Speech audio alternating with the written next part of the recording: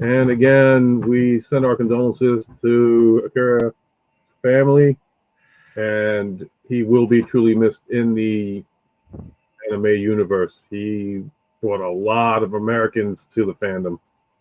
He brought a lot of joy to a lot of people's lives, and he will be missed. Yep. And with that being said, I'd like to welcome you all to my special segment I call Meet Your Reviewer, a one-on-one time interview. And today's guest today is none other than Ninja Bill, aka Shinobi Biru. And please, Ninja Bill, I'll put the focus on you and take it away for yourself. Oh, hello, folks, and thank you very much for having me, Ultramegatronus. And this is an honor. And my name is, of course, Ninja Bill, aka Shinobi Biru. You can find me here on YouTube on my channel as Ninja Bill Reviews. You can also find me on Facebook as Shinobi Biru. And, I have a group there which is called Shinobi Studios, Transformers, and more. You should go check that out if you're ever on Facebook. And just go ahead and join and, have a lot of fun there with the posts that everyone makes and make a few yourself. Why not? And I basically do toy reviews of Transformers, Gundam, and anything else I find interesting. Hot Wheels, Mattel, etc. So yeah, that's what I do. Alrighty then. So to start this off, just like to welcome to the stream as well in the chat. Darkness Prime, what's going on, buddy? Glad you can make it. So let's get this show on the way. So my first one to you is, how long have you been doing these things, man? I know you've been on for a while, but I don't think a lot of people know how truly far back you go with this. Since 2007, I've been on YouTube and making reviews. A lot of my older videos got deleted, so they're not there anymore. But yeah, I think I still have around 600 listed, but I know I have more than that. But yeah, I've been doing YouTube for about since 2007. I think in 2007, 2008, somewhere around there. So you're like one of the pioneers because I know YouTube was coming in early 2000s, like it started 2003, 2004. So you're like, definitely a pioneer to this game. And I want to say hello to Balucius as well, man. How you doing? Glad you were able to come in. Hey, brother. How's it going, Mike? Hope you're doing good. I was just talking to him just before the show. So, yeah. Good guy. Hello, Princeton. Yep. Thank you guys for coming in and joining us. So, I've been on YouTube since 2007 or 2008. One of the two. Time passes, but yeah, I've been around. It used to be I only posted a video real early on. I only posted a video maybe once a month, maybe, and then, I got more steady on much later. I'd say around 2014, about 7 years on. Then I really started posting a lot more reviews and whatnot. Before it was mostly random content. It wasn't all toy reviews. It would be anime conventions that I was attending, and I have video of that and whatnot. But it wasn't until around 2014 that I really started to try to quote unquote focus the channel, and it's been either a hit or miss. I'll be honest, I'm not. Well, I don't want to say anything in case it comes up in one of your later questions, so I'll leave it at that. Okay. So this is going to be the next question that you actually kind of went into. It's basically, along with Transformers, you also, like you said, you're an avid fan of anime. What got you into that? Any like specific stories, like how you got involved with anime? The first anime I ever saw was an anime called The Lensman, and still one of my favorites. And it just happens to be the first anime that ever featured a 3D animation in it, or computer animation, CGI in it, I should say. It was the first anime that ever featured it, and it was back in the early 90s, late 80s, early 90s, somewhere around there. So it was the first one, and I just got hooked. But and then I started watching, a lot of the cartoons that came on back then, like Godzilla, and Godzuki show, Oh, God. Oh yeah, It's time to show our age, right? His head in the sky, Godzilla, and Yep. Gazuki. Oh, And then he's tumbling on the that's going to ship. be stuck in my head for the rest of the night. Oh, now I'm gonna. This is not. This is not the show I do it on. This is all about you. I do not do the goofy stuff. This is actually supposed to be all about you, man. So I will not do the shame one on you. Not today. But Because yeah, that was just something I grew up as well. So I'm sorry. Continue on what you were saying. so I just got into it, and then I started attending anime conventions around the Midwest because up until very recently I lived in Iowa, and Mm-hmm. now I live in Minnesota, southern Minnesota. But and yeah, I just really got into my favorite isekai or isekai, depending on who you ask, is my favorite genre of anime. Uh, um, I rather like that a lot. I'm not huge into shonen anime like Dragon Ball was. Right. I should say Dragon Ball Z and on were the original Dragon Ball. Akira's very first where it was all about fun and adventure, and I really really loved it. Still one of my favorite all time favorite series. One of I have several. Uh, um, and it just and I regret to hear his passing, and it's anime just brought something new to me. It wasn't a new experience; it was just something new. Because American cartoons, as great as I mean, let's face it, we're all here because of our love of Transformers, right? But Yeah. we also, as anime started to become more mainstream in America, I was already part of the anime scene before it became more mainstream, but anime was already being shown. Like Transformers in itself is an anime, right? The Actually, original 1984 cartoon is an anime. It's look at who produces that anime. It's the same people who produced Dragon Ball. Oh, look at that Toei anime. Oh, look at that. if you want to go even farther back, let's see, and this is testing anybody that's seen it. Let's go back to Gotcha Man when it first came out in the States under Battle of the Planets with Yep, Casey Kasem playing, I think it was Keith or no, Mark. yep. And there was already a big giant robot anime way back then. It was black and white. That came to the states too. Oh, Oh, I'm trying to remember his oh name. Lord! Anybody in the chat want to bring it up if they remember it? I want to Yeah, say Gigantor. it was Gigantor. Yep, it was. It was the very one I was thinking of. And so it's always been a thing I've enjoyed. Science fiction, anime, cartoons, comics. I'm a nerd. I'm a geek. I freely admit it. No shame in my nerd game. I'm the last to talk. I'm the last to talk as well. All right. So my next question to you is that I've also noticed that you're very into car collecting, like the Matchbox and Hot Wheels. What sparked that one?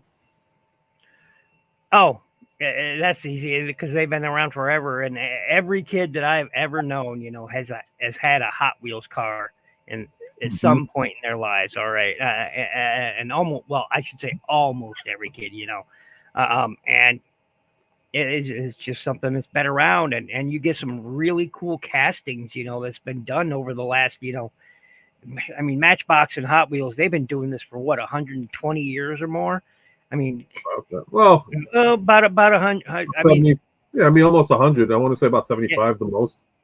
yeah, 75, yeah, something like that. I mean, they've been doing castings that long. They know what their business is about, and they know business is good because, kids love cars. Oh yeah. I mean, adults love cars too, obviously. Like I Mm-hmm. just recently picked up a few. Let me, recent additions here. Let me get my camera up. I just picked up the Thundercats Thunder Tank. Let me zoom in on that for everybody to see. Oh, let me turn off my blur effect here. Let me turn that off there. Boom, there we go. And yeah, I just picked up the Thundercats Thunder Tank, which is really really cool. I didn't expect it, but I found it. Apparently, it's been out for about a year and a half or so, and I just now found it. I also picked up the Mad Manga police car. Mm-hmm. So, and I think it's just a really really cool looking car. So, you know, uh, um, and I also collect like all the Marvel cars, you know. So I buy a lot of the Marvel cars just because I think they're cool. Um, I I just dig it. I do. I dig it. It's And I something just I enjoy. yeah, and I just happened to see. I wish I picked it up. I might still have it though. My CVS had the concept art for the Knight Rider car, and it looked some. And at first, when I saw it, it looked like and you've probably seen the movie called The Wraith with Charlie Sheen. Yep. Yep.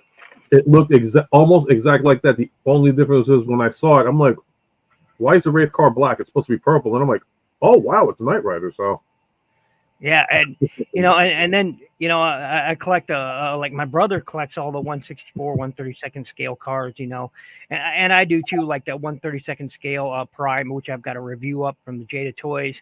You know, I'm like, boom, this guy right here, you know, zoom in time.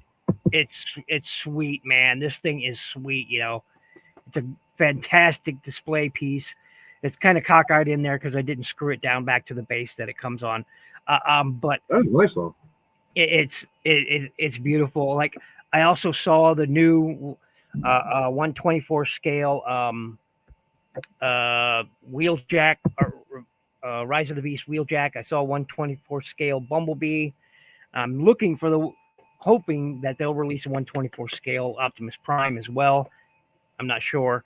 You know, I collect a lot of those, and I was like, ooh, shiny, because you know, something about the feel of die cast in your hands, you know, be it Hot Wheels or be it a Transformer, you know, there's something, you know. Yeah, I get you what you're saying. You know, we all grew up on this. I almost want to say primal because you know it's just having to feel that metal in your hand. You know, you know this thing will last a long time. You know, so as a collector, you know you just love the feel of die cast in your hand. You know, so Oh, yeah, definitely. yeah. And I want to say what's up to Casual Toy Collector. Thank you for coming on, man. Hope you enjoy the show like everybody else here. So stick around. Thanks, Kaz. We got more, man. And appreciate everybody coming on. Definitely. Next question that I'm gonna go with is you also do like you. I know one thing. In fact, you're recently doing it. You do custom work on a lot of like Transformers as well as other items.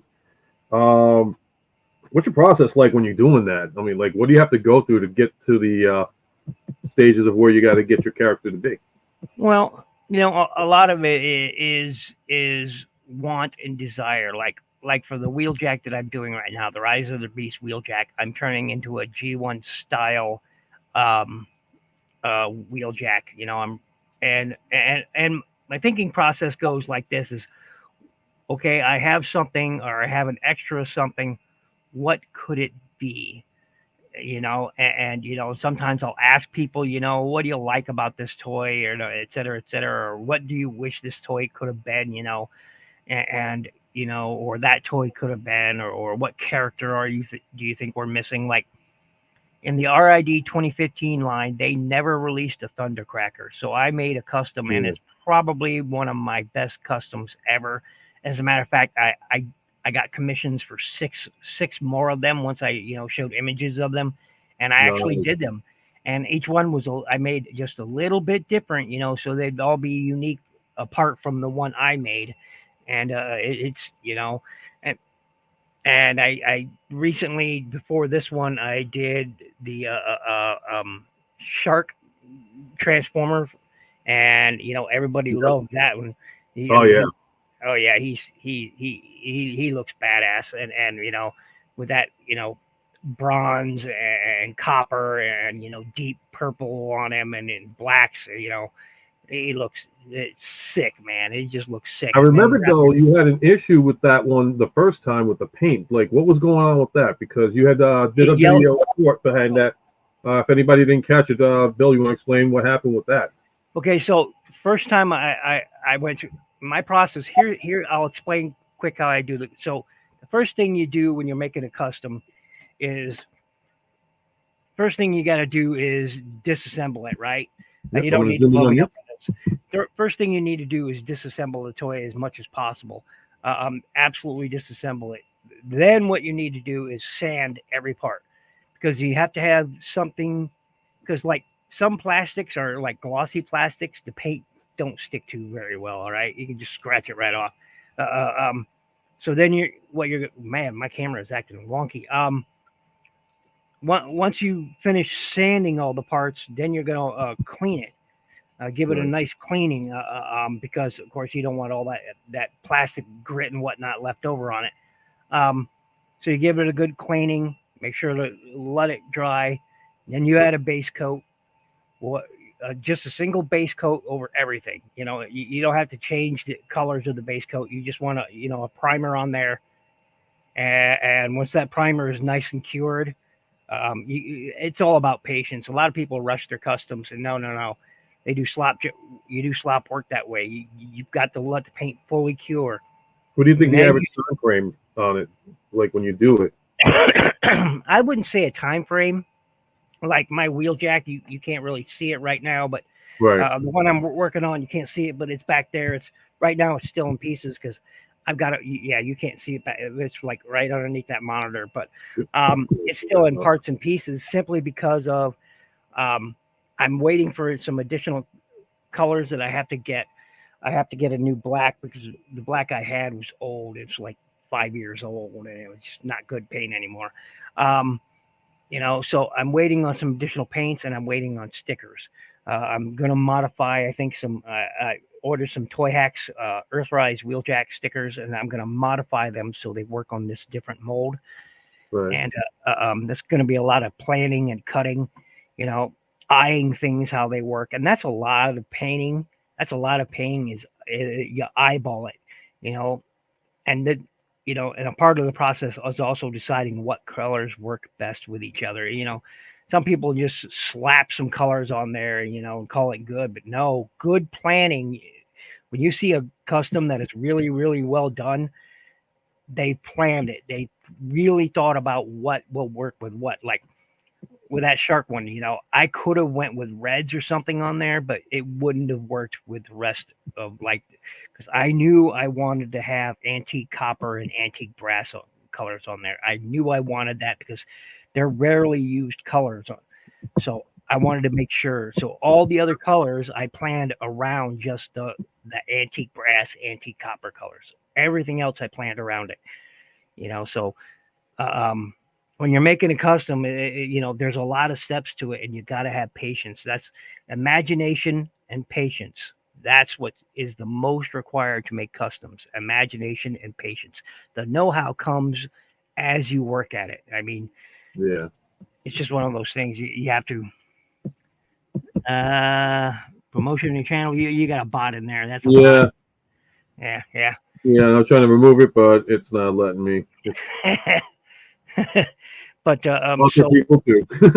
I mean, I like customs. I like working on customs, and I'm also a big gunpla guy. So I got a lot of my painting experience from working on Gundam models. Because there's you don't always have to. For the most part, Bandai releases the appropriate colored plastics to go with the kits already. Yep. But it's just nice if you want to change the color up, or you want to make those base colors really shine or pop. There's a lot of painting involved, so or panel lining, things like that. So I already had experience doing it, but it really was a learning process when I jumped to customizing Transformers. And I watched a lot of videos, I read a lot of the boards on TFW and whatnot, and how people were doing things, and I just picked it up from there. Uh, um, yeah, it really it's what up, Transformers Raw Talk? What up, Going on Talk Raw TTL. Barbie? So again, when it comes to making customs, the most important things to have is imagination and patience. That's really it. Imagination and patience. Don't ever rush things. Um, like when laying paint on something, if you're using an airbrush, you probably won't run into it. But people, if you're using a brush, man, don't slop paint on there. A lot of thin coats will go a long way. It really will. Just if if you're laying on white's one of the most difficult colors to work with. I'm here to tell you. But if you're laying on whites, you've got to do very thin coats, let it fully cure, do another thin coat, let it fully cure, because you don't want to obscure all the details in the toy, because a lot of Transformers toys, there's a lot of molded detail on those toys, and if sloppy with your paint, all those little subtle details and molding details will get covered up. So you want to just take your time, thin coats. But if you're using an airbrush, typically that isn't a problem. So it depends on the style that you're using. So it just depends. But like I said, patience and imagination. That's really all you need. Hey, Ken. What's going on, Ken? I wasn't ignoring you. Just letting Bill say this thing. Now, here was Transformer Talks had asked this question about what kind of paints y'all use. He's always using Citadel bases. I will tell you right out of the gate, Tamiya. Tamiya paints are. I also use folk art. Okay, some folk arts, I also use. You got to dilute them just a little bit more when you're in the air gun, but and they work well. They work well. Like you said, that one when I was painting that shark one, that one paint on there just wasn't sticking, man. It just. And it turned out it's because it is an older paint. That's why I was just saying I have to buy a new black, because the one I've got is about 5 years old. It's just been sitting around, So I always recommend Tamiya. Tamiya makes the best quality model painting out there. Period. There is none better. I mean, yes, it costs a little bit extra, but it's so worth it, because the multitude of colors, the quality, the application, everything Tamiya gives you is perfect. It's just, and then it's up to you to make sure that perfection actually turns out perfect. I'll tell you what, you go with the good stuff. The way I custom back in the day, because I was cheap. Yours was Citadel, mine was Avon. And you want to talk about a pissed off mom? It's like, where's my nail polish? I use it to paint this. You did what? You know how much that cost? Blah blah blah blah blah. But I don't know. I'm not even gonna lie. I used it on I did a custom on Cliff Jumper. I think I showed it to you. It was on a short video I did, when I first started going on YouTube, and that was actually nail polish too. And the one thing is it came out. The color was beautiful, but I had to put something like a clear coat on it, just so it wouldn't chip off as much. And so far, it's holding off pretty good. But no, definitely. I've seen a lot of your custom works, and that shark is one of the beautiful. No, in fact, the Grimlock from Cyberverse. Oh yeah, I had to completely repaint that one too. Belushi said, though I'm no expert since the 90s. Yeah, see, the first model I ever built was actually, when I was still a kid, and then it wasn't Gundam kits, it was cars, right? And I had a bunch of model cars. I mean, tons of model cars. Every make, every model that I could find, I was buying them up. And I had backlog of cars. And that's what I built. And as far as paint goes, it was whatever I could find. If it was a magic marker or nail polish, I did the same thing. Yeah. But hey, I was a kid. I just wanted results. I didn't care about how I got those results. It wasn't until I was much older and more experienced that I realized, what, paint's going to be a lot better. There are actually people who do vinyl coating of models too. I mean, you're putting plastic on top of plastic, but okay, sure. But hey, they look great. Like I recently saw in one Gundam group where somebody dipped their parts into a sort of a synth wave type colors where and whenever, depending on the light, it could be purples, blues, pinks, gold. One of them. It was a thing of beauty, man. But again, all you're doing is layering plastic on top of plastic, But hey, it looked cool. And people put vinyl on their cars all the time. It's just a vinyl plastic wrap on their cars, and sure, hey, that works. Just as long as you don't let those cars sit out in the sun too long, because you're gonna have a problem. Heck, when I had Matchbox cars and I had a car that had all the paint chipped off, I took aluminum foil, and there you go. There's the first wrap you ever got. Yes, I grew up in a ghetto time, and I used to do a lot of ghetto stuff: magic marker, nail polish, aluminum foil. Those were the three ones. If I could paint it, if I could customize it, that was it. But talk about ghetto. I mean, oh my lord. All right, so this one I want to bring up to you as well. This is one thing maybe some people don't know, that you also do a book series, Wheel of Time, that you and Raziel Kane do on YouTube once in a while. I know you guys have been busy, so because we haven't seen anything in a bit. My thing is, how'd you get into that one? Because that was a whole, like, I saw Digital Live and all of a sudden I'm like, Wheels of Time, what's going on here?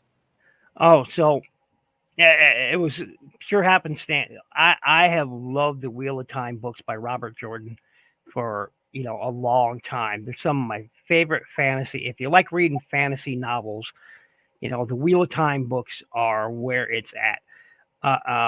He's one of my favorite authors. And I just can't. It's once a year without fail. I'll go back and read all 14 books or 12 books every. Is it 14 books? I think it's 14, and depending on which way you buy it. If you buy the really big books, they're condensed. And I just love his writing style. Well, most of his writing style. Sometimes he gets a little out there when it comes to like the female side of characters, but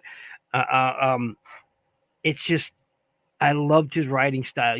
I mean, he writes in a way that literally it just brings the characters alive in your head. He's so descriptive about who they are, what they want to be, and where they want to go, and what they're doing. And don't watch the new TV series. It doesn't even begin to do the books justice. Doesn't even begin. I mean, it's about 5% there. Like in the first few minutes, it had characters married together that were never married to begin with. I mean, they were freaking kids. I mean, what? I mean, so they aged up all the characters and then married them off, and you're just like, what? So, yeah, and I don't know why they did that. Yeah, it's still beyond me why they did Raz too, but. So I liked reading a lot of fantasy novels as in the 70s. High fantasy, Dungeons and Dragons. It was all the rage. It was Conan. You could find Conan books and comics everywhere. I mean, Marvel Comics had Conan, and that stuff was just cool as a kid. And then they had, in the 80s they had that cool Dungeons and Dragons cartoon. I mean, come on. Yeah, I mean these were the pioneering stages. Like if anybody was born after the the 90s, we grew up in an era that literally pioneered everything that you probably enjoy right to this day. Yeah. So like you said, Dungeons and Dragons, MTV brought out a lot of stuff. I mean, cartoons like Voltron, Transformers, G.I. Joe. I mean, these were the times where it was so cool to be in the 80s. 82, 1980 right to 1990. I know groups that talk about it's like, oh, the 90s ruled. I'm like, that's because the 80s put you guys on the map. I would say actually, as far as like cartoons go, I would say late 70s through the mid 90s were the best period for cartoons, or early 90s. I would say is the best. I mean, we had so many cool cartoons as kids. We were spoiled for choice. And every one of us had 3 or 4 different favorite ones. I mean. Yeah, even the sci-fi, because you mentioned sci-fi stuff in the 70s. I mean, you had shows like Space 1999. You remember that one? Buck Rogers. Battlestar Galactica. Yeah. I mean, yes, cool. You had Star Trek, but that was like the late 60s. It went into like 1969. So kind of 66 was when the Trek started. Man. Yeah. Like if anybody knew those shows, it's like you're right. Buck Rogers, Battlestar Galactica, Space 1999. You had Disney's The Black Hole, which never made sense to me and still doesn't to this day. Yeah, it's cerebral. It really is. It's a cerebral movie. Truth, us 80s kids had it made. It's true. Yep. It is. I think in the 70s, the reason why it was so like eye grabbing, and it's because at the time you didn't have the technology like we have now, where it's like, okay, CGI. You know, you can do whatever you want to today's graphic standards, but Yeah, and you know, cartoons in made the day, their imagination just took it to a new level. It's like you wanted it to be so good that you'd do anything and try anything.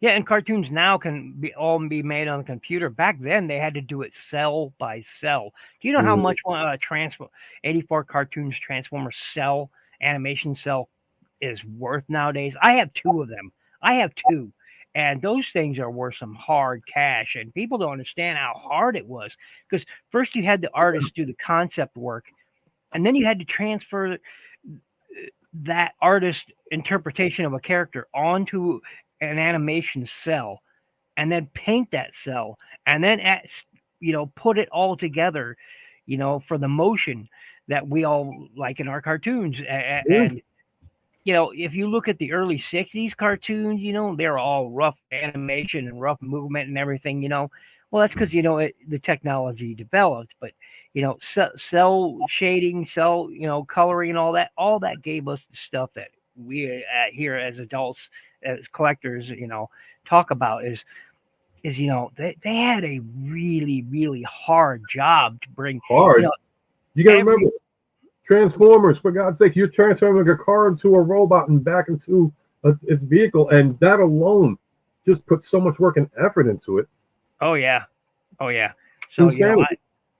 I really really appreciate the franchises that we enjoy now as adult collectors. As we're inspired by not just our TV heroes, but our the lives that surrounded us along with them. Because I'd spend 4 or 5 hours watching cartoons on a Saturday morning, and then I'd spend all day doing just everything. Just And this question would probably be up the alley because this next question is in the genre we're talking about.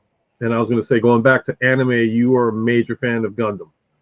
Like, how many DVD, Blu-rays do you have, if you have, or how many models do you have as Gundam as well?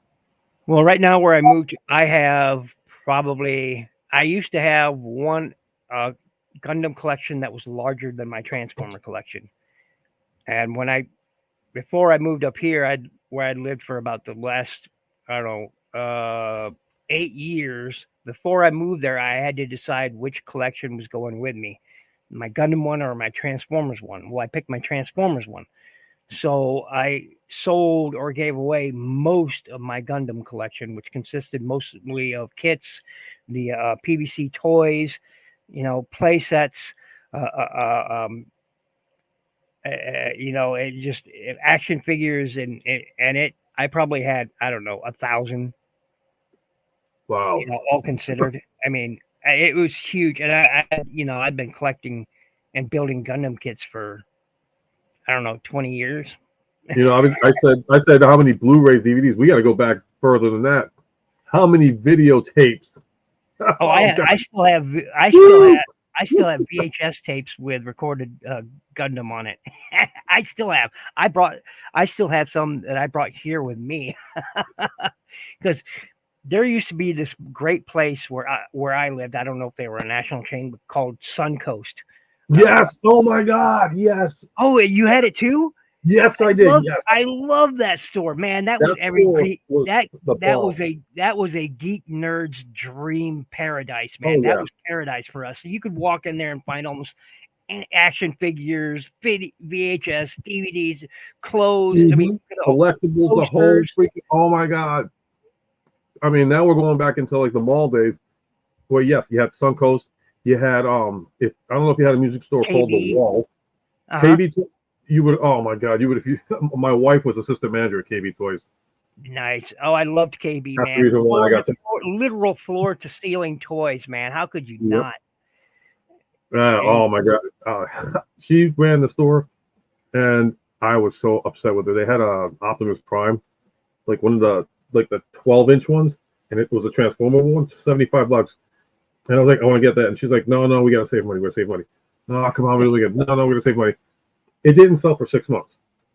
So she finally breaks down. She's like, all right, you know what? Why don't we go buy it? She goes to the store to pull it off the shelf, and somebody bought it that day. Oh, that would have broke my heart. But no, you know what? Sometimes it's not meant to be. I ended up getting it later on at Toys R Us. Yep. So I used to go to Suncoast to buy all my Gundam DVDs and VHSs, and when they came out VHS, because you could find those specialty ones where you couldn't find anywhere else. Hell, you couldn't go to Blockbuster and get most of the cartoon videos that you could at a Suncoast, and you'd own the ones that you got at Suncoast.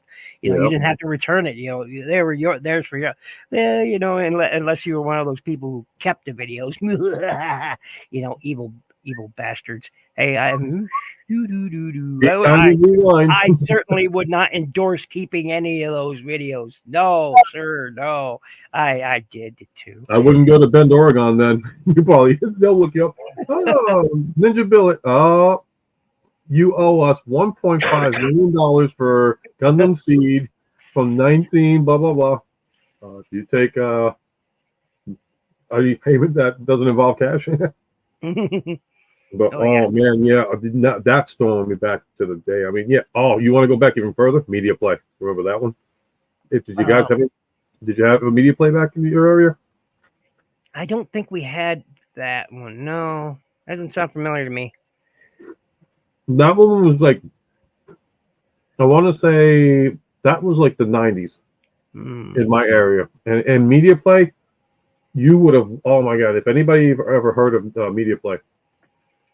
This was what made, like, Suncoast, that's bringing back memories. But Media Play, imagine a store the size of a quarter size of a Walmart, and just having like your music, your books, and I'm talking all sorts of stuff like anime, cartoon, like comic, realist. I mean, the whole 9 yards.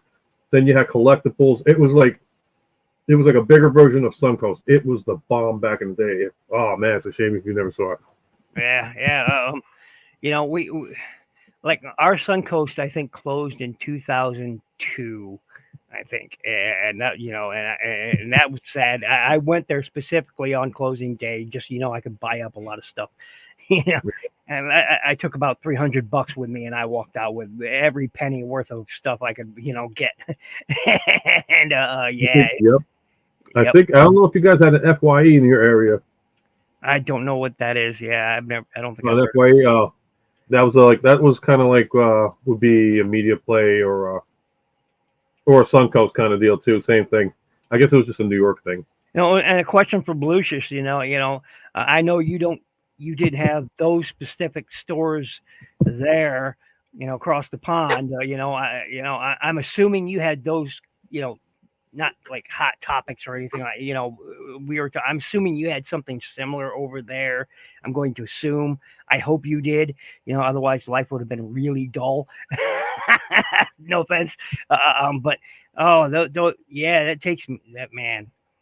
Well, remember too, before we had GameStop, it was Electronic Boutiques, and before that, if you really want to go far back, Walden Books. If you remember those.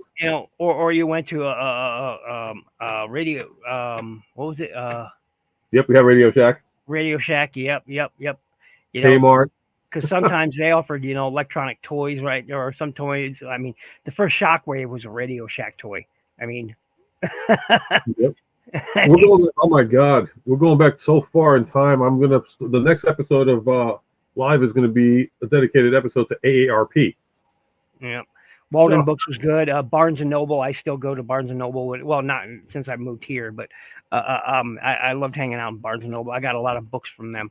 A lot of my Transformer books. Thank you, Transformers. Thank you, Transformers. It was the bomb. Oh my God, that was when they had all the. I'm sorry, I didn't mean to cut you off. I apologize. No, that's okay. There's just something satisfying about going into a bookstore. Finding the books you knew you wanted but didn't think you'd find, or you found something you didn't know you wanted to read, and you just sit down. You get yourself a nice drink. Like we had this one store. I forget the name of the bookstore. It was a sort of a mom and pop joint, but he also sold cigars and bourbon there, and you could just get two-finger pull of something, buy a cigar and pick out a book and just sit there and read, man, and just enjoy the atmosphere. And And then when smoking started to go out of fashion, he eventually he closed up, but it was such a nice place. I think he closed up finally in about 2004, I want to say, and it was a sad day because me and some of my friends were his best customers. We'd go in there all the time and just sit there and read. Man, we'd spend easily 6 or 7 hours there. Just Yeah. it was great stuff. Bit off topic, but I recall getting the a G1 Omega Supreme in '86 from a toy store called Circus World. Reduced to 25. Got begged for. Got home and realized he was a terrible parts former. Oh, but he was great. Yeah, I still have a Oh, G1 man. G1 Omega still in box with the plastic wrap. I mean, it's never been opened. It's and I never will. Yeah. I got one from the Hunter here. Any Okay. Barnes and Noble? Oh Yep. yeah. Yep. It's fun. They're fun. They're fun.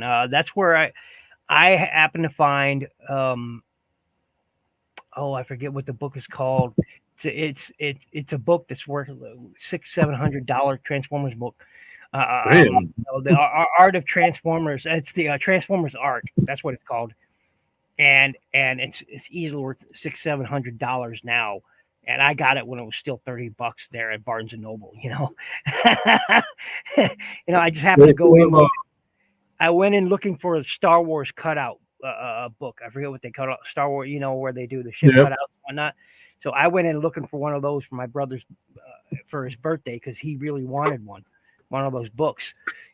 So I went in looking for one of those, and I happened to run across the Transformers art book, and it was for $30, and I was like, okay, well I'll pick up one for him and one for me too, and There then you come go. to find out, as a matter of fact, I did a video on that book.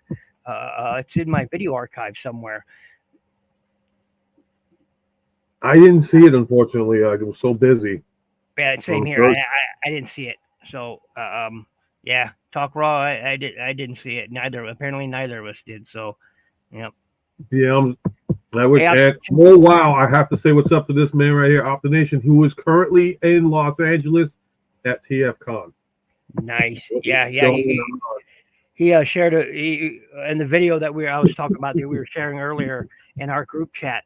He he came. He came on to show us, and he was saying it's not as busy as he thought it would be, but still, man, awesome. That cosplay in the background of Optimus Prime, man, you were showing, it was sweet. It was Oh yeah. sweet. So, well, next question, I guess. All right. So here's the question for you: for all the years that you've done Ninja Bill reviews and live, what do you feel are the rewards behind doing this, and then the disadvantages behind doing it? Well, originally I started the channel just to, let the kids in my family have something that cool to see, rather than watching some violent movie or whatnot, uh, um, you know, because they all like looking at my toys and whatnot, and I said, you know what, why not make videos about them? Uh, um, and that was the sole reason. But as it got on, I grew to enjoy it, and you know, I'm not as popular, and my channel certainly hasn't grown. I still haven't reached 500 members in the 10 plus years I've been doing this. I mean, it's and sure I'd like to have the high subscribers. We all would, but I don't let that bother me. Um, so I've just been doing it for fun, and the love of the community. I mean, because you know, I I have been extremely lucky, and happy to have been part of a fantastic Transformers community on here on YouTube, and that it's kept me going through some hard times. I mean, it really has. And the members, and the members and the people, and I say it to them, I love them all, man. It's because we built up a strong community, and there's some sub communities within that community. I've kind of Yeah. lost some people along the way. They went their way, I went mine, and through no fault of either party. It's just they've grown in one direction, and I've gone in another, and that's totally fine. I absolutely respect that. And they're doing what they want to do and what they have to do, and I totally respect that. Eh, you know, for me, it's never been a popularity contest, except for the fact that everybody seemingly knows who I am. Dennis calls me the legend because seemingly everybody, from the big to the small, knows who I am, and I'm just like, how? You know, Hey man, like I said, you're one of the pioneers. You've been doing this back when the 2000s had a single digit number. yeah, So yeah, but I respect the greats too, man, because like Graham, man, one of my favorite guys, and I've had, I've talked to him in some live shows, not often as I like, but he has a very busy lifestyle, totally understandable, yeah, and I hang out with, a bunch of great people online, either through social media here on Belucius Mike there. I'm in a live show with him. I think every other weekend is what we're doing now. Oh yeah, Graham's a legend. Like Belucius, uh, Pete and Chris, or Ugly Rich and Phoenix and Belucius there. We do a live show on the weekends. They're the UK crowd, and I'm the ignorant American. I freely admit it. Uh, uh, um, and you know, great bunch of people, and you get to talk to people, from all walks of life, and we all share this passion that is our love of plastic, for yeah. lack of a better term, plastic and metal, I guess, and it's great. You deserve higher numbers because you have good things to say. Yep. Well, thank you, Ken. I really appreciate it. And Yo G, there's Belucius there, or Mike. They're great. But for a long time, I Everybody had. here, I mean, again, thank you to the chat for, please keep getting involved with the chat. This show is basically not only about Ninja Bill and, interviewing him, but also for you guys to like reach out, ask him questions, and, anything you want to ask, go for it. This is an open forum for anybody that wants to say or ask questions to Ninja and all that stuff. So please don't forget, like, share, subscribe. Okay. There you go. There you go. Exactly. You know, we're just a great bunch of people. We're all different but the same, and that's freeing in a way. It really is, because with the climate that our society has today, here we could be ourselves with Yeah. each other. No matter what our walks of life are. We're just a group of people enjoying it. I mean, enjoying each other's company. Being people. So I love that. I really, really do, and it's why I think the problem is with the world today that we have lost sight of it. Like a lot of us have kept our imaginations going, but at the same time, people out there lost their vision of imagination, so worried about trying to do certain things that, let go, have fun, because if you're always serious, it's going to get tenseful and you're going to live short. Yeah. All right, Blungo, what do you guys say? Thanks, Ken. I got a real. I really appreciate that. I do, and I do try to stay positive. Even when I'm angry, I sound positive, because you guys have heard me rant before. Oh God, I heard one of your rants before. I couldn't stop laughing. I was like, because that rant deserved every single. Oh my Lord, what was that for? Oh my God, I'm trying to remember what it was for. You had me laughing for like the beginning to the end. You're like, this thing absolutely sucks. It's like, oh yeah. I've had a few, but I mean, it's just with all that's going on, it's up to us to present ourselves, especially here on YouTube. It's up to us to present ourselves as being open, as being honest, and being ourselves. Okay, and you can be open and honest and be yourself and still be a part of a community. It's because respect comes in to all of that. Uh, um, it's just there was a saying I used to really really love. To beat someone is to show you're strong, but to beat yourself is to show you have strength. To know something, is to have wisdom. To know yourself is to be wise. And those kinds of things really stuck to me. It really spoke to me. That you know if we can understand ourselves and accept ourselves, then we can understand and accept others. And I think that's missing from a lot of people. But here in this YouTube world, we can come together, and I really, really appreciate. Like, I don't always agree with what everybody else says, but and that's okay. Um, Talk raw. As a matter of fact, there are times where I disagree with him. I'm not Yeah. going to treat him like an asshole just because I disagree with him. Because what kind of person does that make me?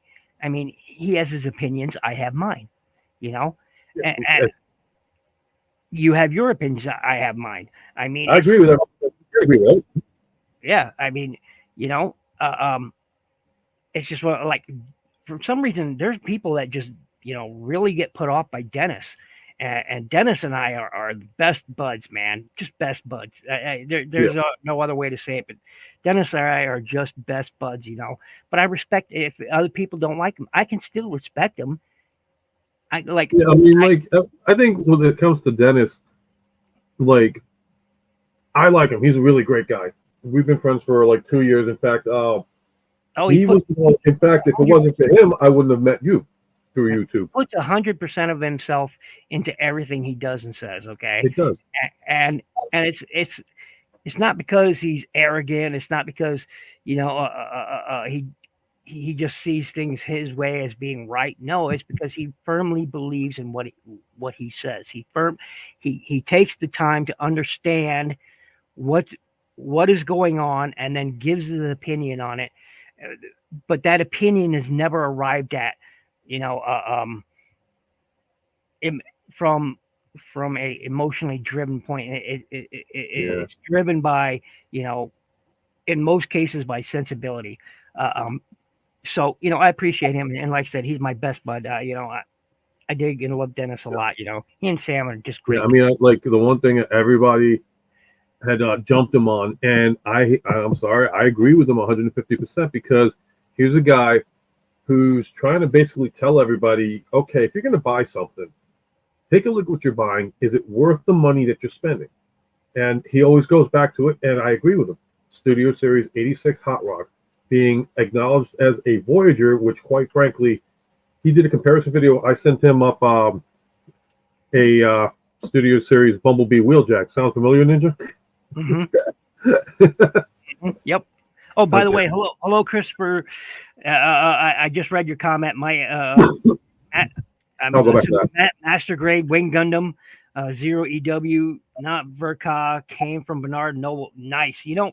I've never been a Wing Zero fan. I like Wing, never Wing Zero. However, I recently saw a custom of an Optimus Prime, uh, uh, um, and they added the MG wings from Wing Zero onto it. It repainted the wings. Man, it looks sweet. And and wait, a lot of people love Wing Gundam. I understand. I just can't get past feathers on a robot. Feathered wings on a robot. Transformers is a bit different. All right, he transforms into a bird. It makes sense. Wing Zero, not so much. Anyway, continue.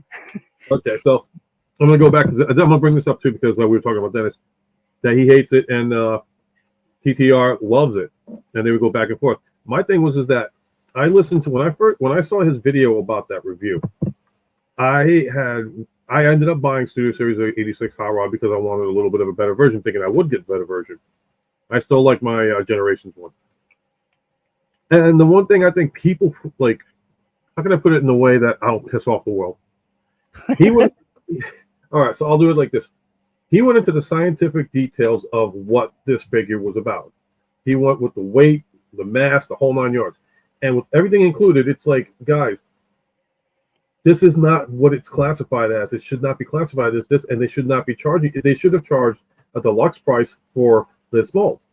I agree with him on that, definitely. Now, here's the thing. I'm going to mention to everybody here. I was actually thinking about this for such a long time. You got your Generation style mold. You got your Bumblebee, your Buzzworthy Bumblebee molds. Then you have the Studio Series mold. And I think the Studio Series mold classification for what they consider deluxes, Voyagers, leaders is a completely different path from say what Buzzworthy Bumblebee did or Legacy Evolutions does. Except that they merged them now. So it's like they're, for whatever reason, it's its own classified version. So, like, say, I'll use this as an example, which is still in the box, forgive me. Thundertron. They classify him as a Voyager. You know, for all we know, say Buzzworthy, Bumblebee, or Generations would have classified him as a deluxe or a leader. So I think that's what separates it from everything else, the classification of the actual but that takes us to his main point, and it's a point I strongly agree with, and we both have voiced it on our channels for a very long time, the direction that Hasbro has been going. We've been talking about it for over a decade, that they are going for, you're paying more for less. They've been going that. Not everybody liked the old leader class size. I loved it. I mean, think about it. The last true leader class size toy we got was the Power of the Primes. All right. Those were the last true leaders. And then we started to get Voyagers, old Voyagers, as the new leader class. I mean, it's, you know, and when the Voyagers are the same scale as current Voyagers, when you're current, like, for example, okay, so, you know, you went and got Motor Master, right? And he's supposed to be a leader, right? Right. In that commander class, right? He's supposed to be the leader class toy, but he's the same scale as an Optimus Prime, which is a Voyager. Okay, so you know it's weird. There used to be the scales actually. Sure, not all the scale of the individual robots made sense next to one another, but the scales themselves made sense. When you bought a leader toy, you were buying a big, 11-inch, action, figure, 11-inch action, 10 to 11-inch action figure. All right. Voyagers, we either, 6 to 8 inches. Deluxes were 6 to, 5 inches or 4 inches in some cases. Anything under that was classified as, look, they've had so many different, we've had legend scale, we've had core class, we've had, I mean, it's been all over all basics. The smaller scale has been all over the place. And so it's never been the same from line after line. I mean, you can just look at it like Armada, I forget what the smaller scale, I think they're scout class, so we've had basics, we've had scouts, we've had legends, we've had core. I mean, pick a scale, Hasbro. Pick one. And you know what's crazy? And a lot of people, because I'm into I'm G1 all the way through. But I have to give credit where credit is due. My favorite line so far out of the entire toy line between Generations, Legacy, all of it, and everybody's going to probably think I'm an absolute nutcase with this. But so far, my favorite line had been the Studio Series Bumblebee movie line because they did so much to that. There was maybe, out of the entire series that they had, I know, maybe 3 or 4 figures which I can say were the least favorite of mine, and I'm going to name them off. Bumblebee, Cliff Jumper, and God forgive me on this one, Ratchet and Ironhide. And the reason why I say those two was because of the looseness. Yeah. Cliff Jumper and Bumblebee, those molds were a pain in the ass to do, and I'm like, I just wanted to throw across the room. On the other hand, they gave sweet, cool-looking alt mode, with the exception of Soundwave, who's basically a pancake, but it's actually an homage to an Action Force, a scene in Action Force comics. But they gave us amazing alt modes to characters who did not have alt modes in that movie. I mean, think about that. I mean, they kept it like the prime example being Ironhide, Ratchet. They kept it similar to a van mode that would be on Earth, but it was their version of it. Wheeljack was similar to the race car mode, which they had on Earth. Yep. And that's the one thing. And Dennis put it right when I sent them the Wheeljack. He said it best that the people that had to work with the robot mode on that had free creative control to do whatever they wanted with these robots. And when they did it in respectful taste. And they did it to homage closely to what the Earth vehicles would look like. So they made it out to where, yes, if this were to transform into this up here, and we sent them to Earth, this is what they would look like in the 80s and all that stuff. And like I said, my hat's off to, everybody didn't really like too much Transformers Bumblebee movie. I loved it. The Cybertron was 15 minutes worth of, like, I don't care if the movie sucked. The 15 minutes they gave me of those scenes were just, oh, that's the live action we should have gotten in the first place. And real quick before I answer Talk Raw's question, as you can see in there in chat, scale too. People always say, well, yeah, a lot of stuff is more in line scale, except for the deluxe in Bumblebee line isn't the same scale as a deluxe in, say, I don't know, Legacy line. They're not the same scale. Or a deluxe in the Cyberverse line. Again, not the same scale. It's like pick a scale and stick to it, Hasbro. I understand, because like in Cyberverse, your warrior class was the same scale as a deluxe. How? And there it even had a new class, the Ultra class, which was, that sludge is still one of the best sludge toys I own from Cyberverse. It's still one of the best, because it just looks so good in both modes. That was an Ultra class. It's like, which is really a Voyager class. I mean, pick a scale and stick to it, Hasbro. I mean, is that too much to ask? And to answer Talk Raw's question, I did not back it. I'm not sure about you, Ultramag. No.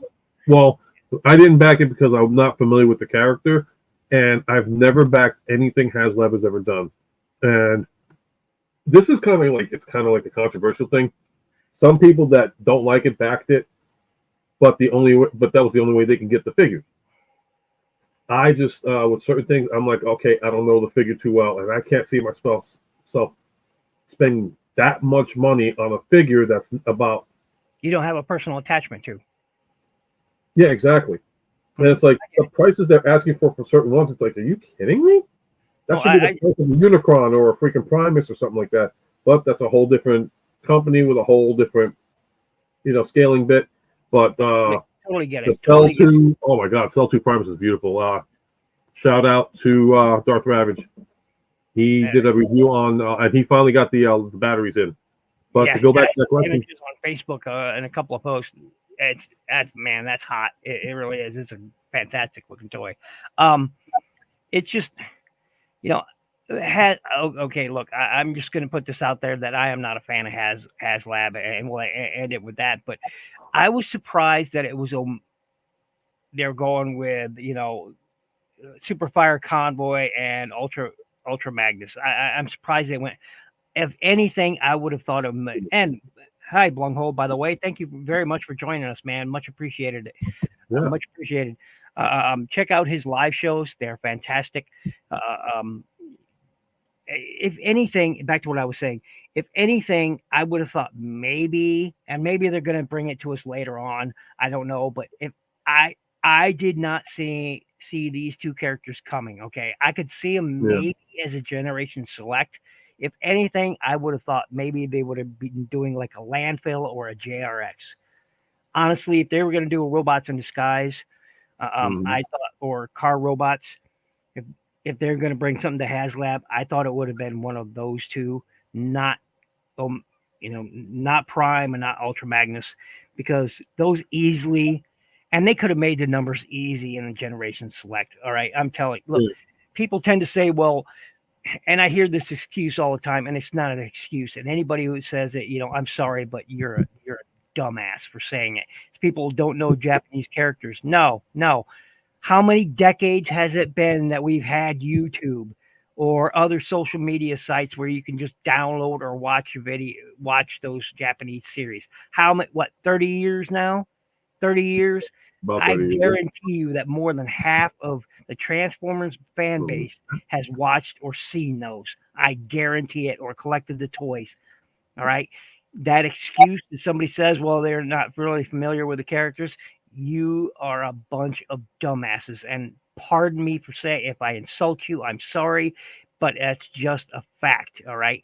That is an excuse that in your narrow view of things that seemingly works, because it's not the truth. The truth is for almost 30 years now, fans have been watching those series. So there is no way possible that people look. Most Transformer fans, if you ask them who Victory Saber was, even before they released the toy, they could have told you. All right. Yeah. So that's a lame excuse, and I don't buy it. Moving right along, Blunghole said, I backed it because I want an RID 2001 Optimus Prime for years after seeing the photo of the original toy in fire truck mode in magazines. Yeah, look, it is such a. I own both. I own Superfire Convoy and God Magnus. Okay, so or Ultra Magnus here in the states and Optimus Prime here in the states. I own both of those. As a matter of fact, most of my car robots toys are in fact car robots toys, not RID toys. I specifically got them while I was in Japan, so and they're just better. They're such an amazing toys. And from what I'm seeing now, the new ones are almost identical to the old ones. And some people are saying there's additional articulation points, but I don't see it because the other ones, like the original Superfire Convoy toy, look, he had opening hands, right? He had wrist rotation. He had arms, elbows, shoulders, fantastic articulation in the hips, the knees. It had ab crunch for crying out, forward and reverse ab crunch on Optimus Prime. All right, Ultra Magnus, not so much, but he was kind of a brick from the on those long modeling legs of his. He could have been on any modeling stage. Wearing them jeans out on stage with those long legs of his. But I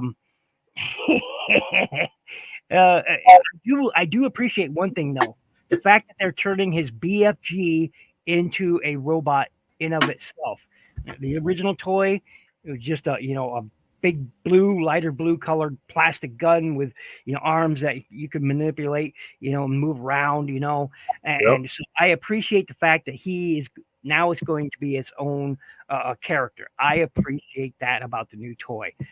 Not enough for me to back it though. Yeah, I mean, to anybody that has lab and all that stuff, I'm not calling you stupid. I'm not calling you crazy. I mean, I feel unfortunate that you got to spend so much money on something that could be sold mainstream to anywhere because everybody wants it, and that's my thing. That's the whole thing you're talking about. And this is the quote, Dennis: a multi-billion-dollar company making everybody say, "Hey, we want to build this. Can you help us build this?" Why? You guys have the money to build it. I don't understand why a multi-billion-dollar company would have this much of an issue. And have a great night if you're heading out. Yep, you're heading out. Later talk, Raw, Thank man. You have a great night. Have a great man. weekend. Thank you. Have a great night.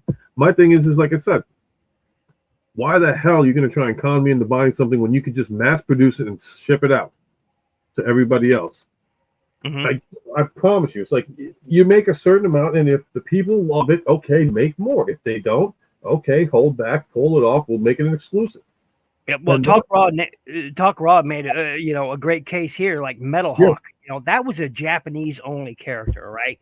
And Yep. look how well it sold, man. Everybody was crazy for Metal Hawk. So when I hear people say, it's the Japanese market, we're not familiar with it. No. Yeah.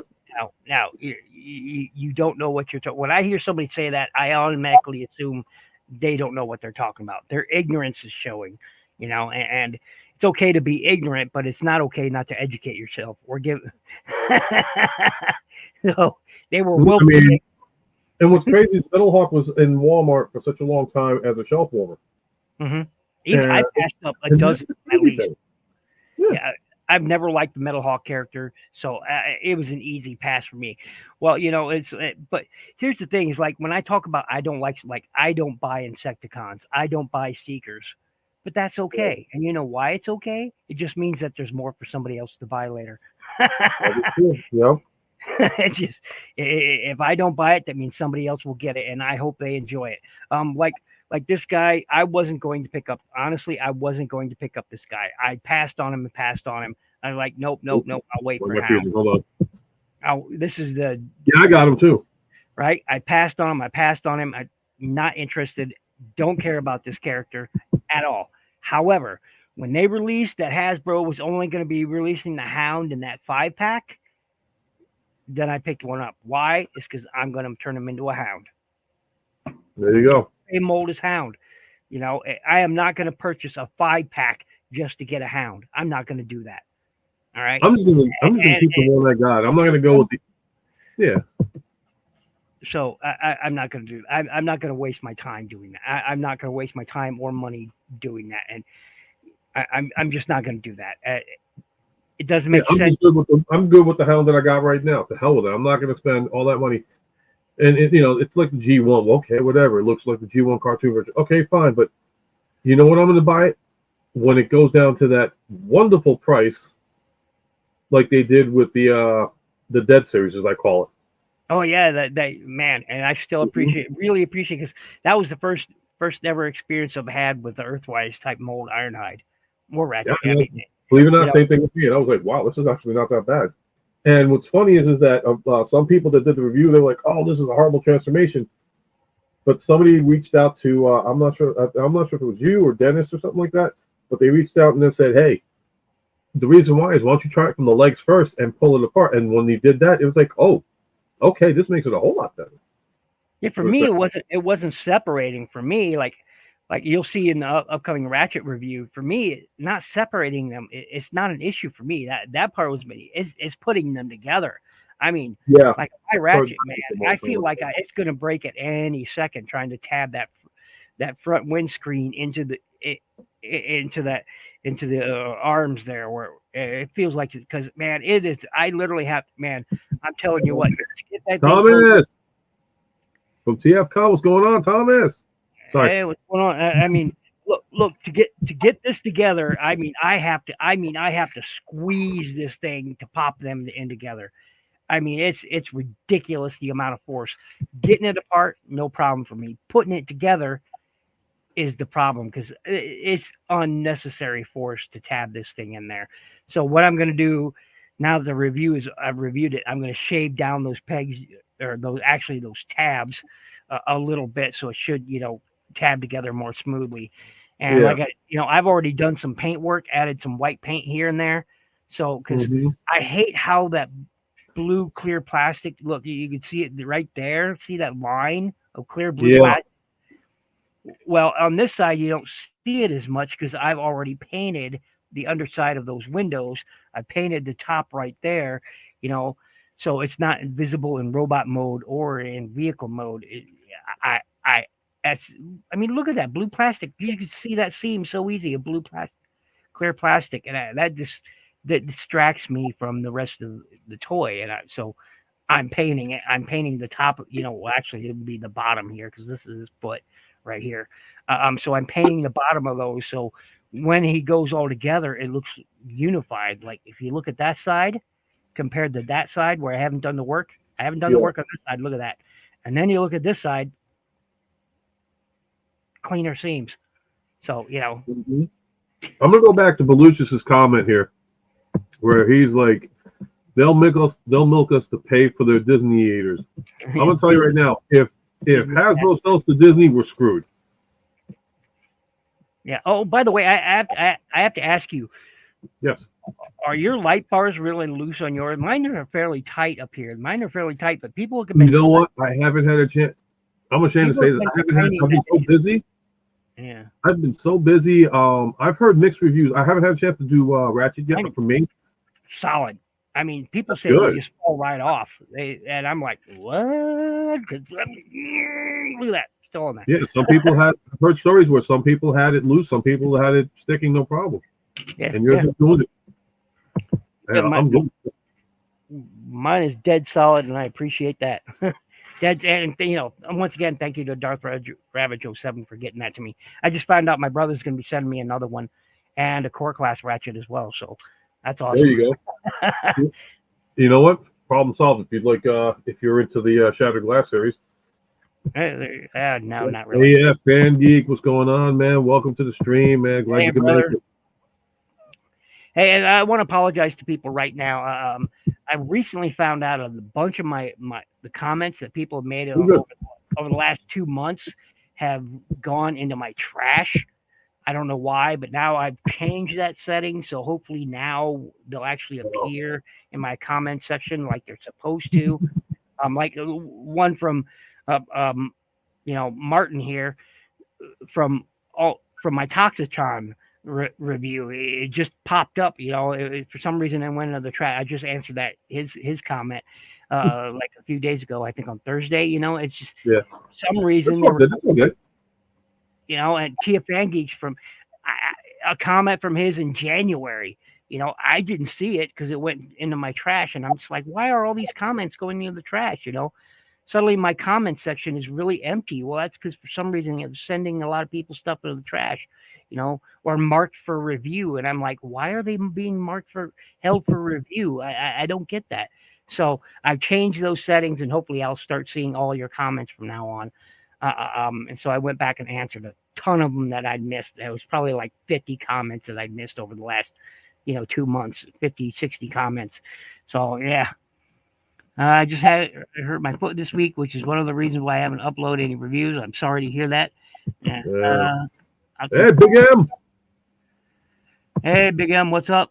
What's up? And TF Geek, you get better. Health first before anything else. Yeah. Right. I've always been a big fan of TF Fan because he's probably one of the most knowledgeable collectors. For anyone who doesn't know, hasn't watched, he's probably one of the most knowledgeable collectors you will ever meet. Period. End of discussion. I have never met anyone in my life. I thought I was pretty knowledgeable. No, you can't beat that guy. Ask a trivia question to him, and he'll know the answer. I mean, it's just, it's. I mean, his knowledge is vast when it comes to Transformers and some and related franchises. If it somehow gets related to the Transformers, he'll know about it. I mean, it's uncanny, really. It really is. So I'm astounded. When I watch his videos, or he's been in a few of my live shows when I was still doing Ninja Bill Live, and it's. Guy just impresses me, and he's impressed a lot of other people for the same reason, is because quality content and the amount of knowledge he brings with that content. So yeah, I'm going to be. yeah, I am too because next week starts school week for the kids around here, and it just means got to get up earlier. Yep, get that one. Now, what's the next question I was going to do? All right, so here's one for you, Ninja. If you were to go back in time, is there anything you would do different for your channel? I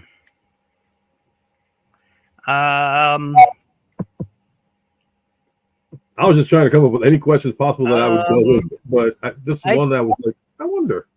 Boy, that is a good question. If anything I do different,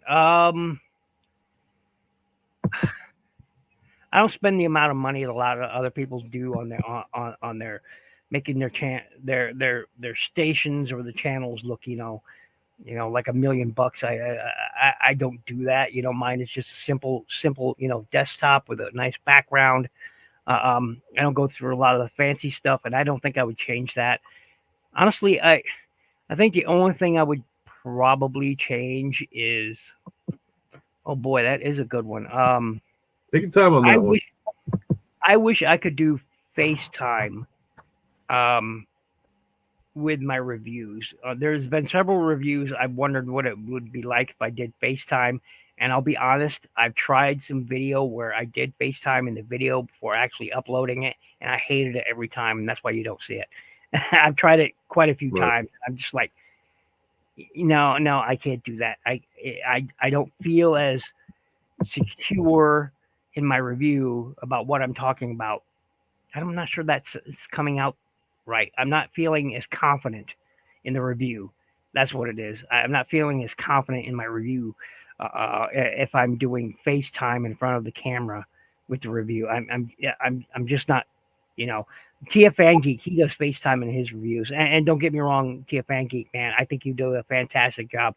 Kato does that too. Some presenters, will do FaceTime at the beginning of their video and before they cut to the review. And I just can't do it, man. I'm just not that confident.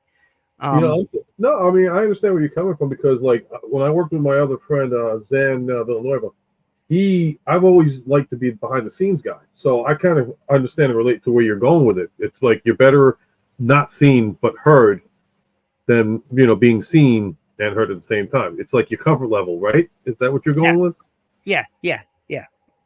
I'm not as confident in my presentation style doing that. I just, and it's like I said, you guys have never seen them, but I've tried to do them, and they just never.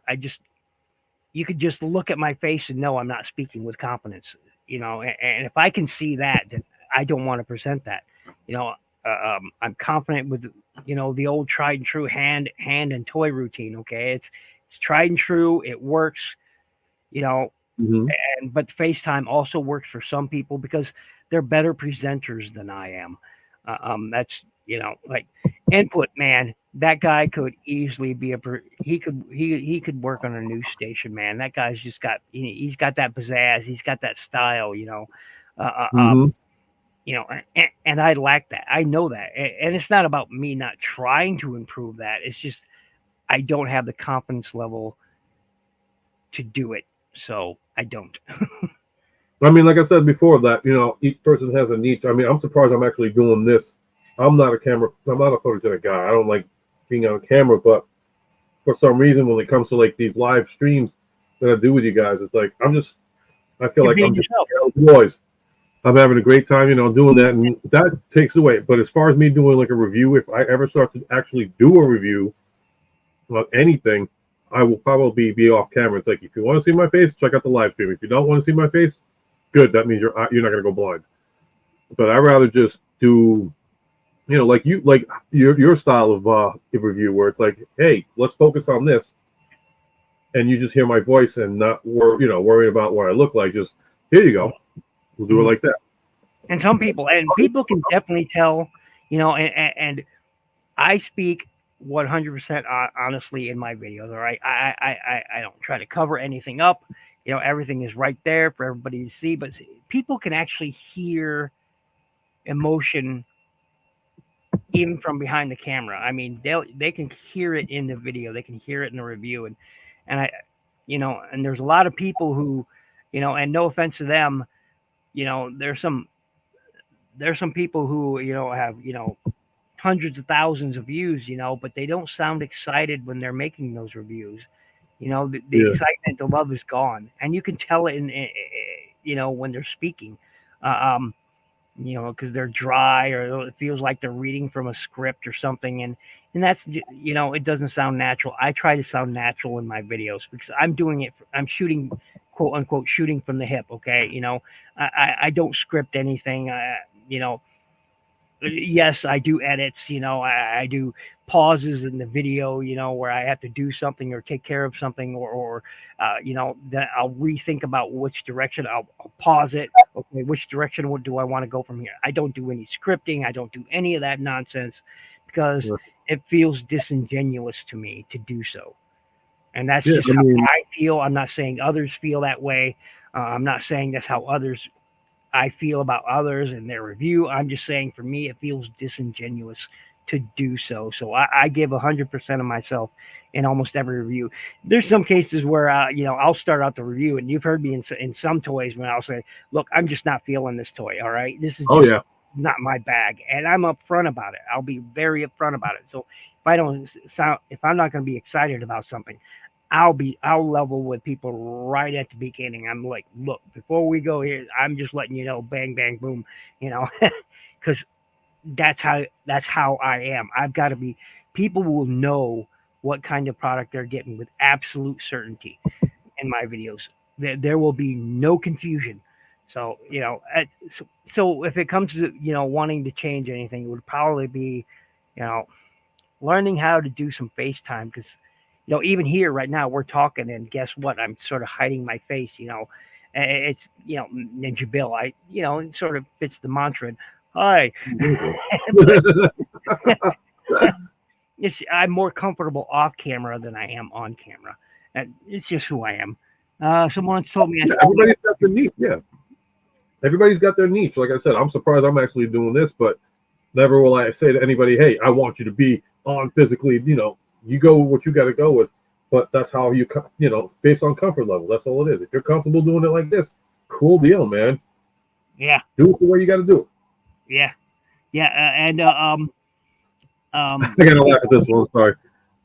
I feel like, and Belushi said, Mike, he says, I feel like fighting, way back in the chat, he said, I feel like fighting when the camera's on me, but I'm told exposure is a cure. And look, Mike, man, we, you know, I can tell you're not comfortable in the camera. We all know you're not comfortable. That's why we try to, uh, uh, uh, make you as comfortable as possible, when we're live together, because, we know you're not comfortable, but that's okay, Peter, if I didn't say that before. Yeah, I mean, if you just want to have not have the camera on you and have this little light icon like I do, and your own version of it or whatever, that's cool too, brother. That's cool too, man. If you don't feel comfortable being on camera, man, don't force yourself. Don't do that for our sake, man.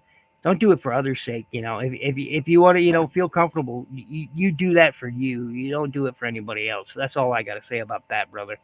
You know, that's all I got to say. Um, I You just basically answered my eighth question, or my next question would have been, what would you do? Well, what would you suggest to anyone watching this if they wanted to start a YouTube channel like yours, or like what suggestions like currently? You just well, basically. I I would think. say go for it. 'Cause here's the thing: is I know a lot of small channels. Look, the fact is that I have watched a lot of small channels who started out after me get just dead bang on views, and it doesn't bother me. Never worry about it. Sure, yes, you know growth is absolutely wonderful, but don't stress about it. It just come at it naturally. All right, enjoy what you do. Um, I could probably, have a lot more subs and views if I, because I don't do a lot of shorts and and things like that. I don't really advertise myself like I probably should to get to be bigger, you know, and it's all about attitude and approaching it, but never when you're doing this, just be yourself, be as natural as possible. Um, there are several smaller channels, that I watch even now. There's a few that I watch, and grow like Thundermus. I talked about him in a previous live show with y'all. He's a new channel and he's growing. Hell, he's almost beat my numbers now. Um, you know, and he's growing fast. I like his content. He's a good kid. Um, sorry, I don't mean to, call you kid. I'm gonna be 54 here in 2 days, so I think everybody is a kid. So, and yes, Yeah, that you could be any age, which just goes to show you could be at any age to do this. All right, I'm probably one of the oldest, quote unquote, review tubers, you know, doing this. I just find it fun to do, and as long as you're having fun and you're not, doing having fun at somebody else's expense, man, go for it. Go for it. Just be yourself. Be natural. And it takes time to grow. You'll learn about lighting and sound and all that stuff, and then you can learn how to incorporate this or that into your videos, whether it be effects or or what have you, music, whatever. Just experiment. Try things, do things. If it works, people let you know. If it doesn't, they'll also let you know. I mean, that's just the way it is. Evolution is sending love to you, bro. Uh, Not knowing what was wrong with me, but I found some people I could face, and it helps. Yeah, yeah, man. Look, we love you too, brother. We love you too, brother. It's you know we wouldn't hang out and talk with you if we didn't feel comfortable around you.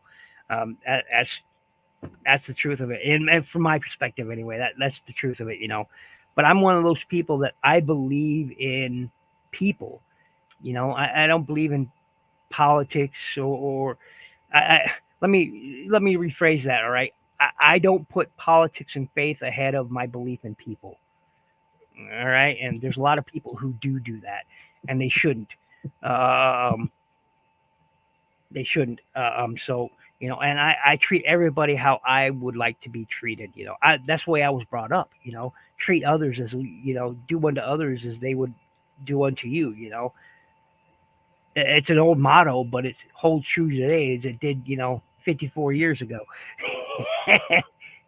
So for new, like I said, YouTubers, I'm coining a phrase here, YouTubers. That's what I like to call us, because that's what we do. We do reviews on YouTube.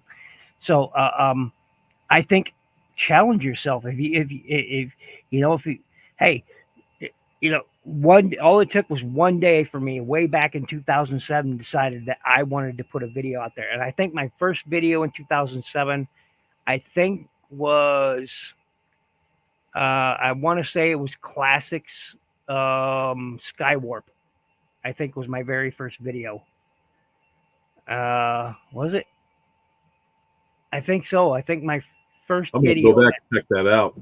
I don't think it's live anymore. I don't think it's even up there anymore. But my very first one, yes, it was. As a matter of fact, my very first review I ever did, and it's look, the audio, you could barely hear me. The image was fuzzy. Remember, this is cameras weren't the greatest back then, pixel quality, but and I used this old red digital thing, and it had like 480p on it, and I think, as a matter of fact, I think it was a Classic Skywarp was my first ever review, and that was way back when. And I just took the chance, and I've been doing like I said, for the most part, month. And then 2014, 7 years later, I started being more active. And the one thing I will say for anyone who wants to do this is, and I'm guilty of breaking this rule myself, but you have to be consistent, all right? If you only upload once a day, then upload once a day. If you upload once a week, then you upload once a week. If you start uploading,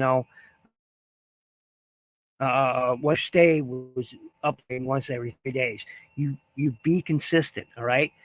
That's the primary advice that I would give someone is be consistent. Another one apparently works, and I'm not great at it.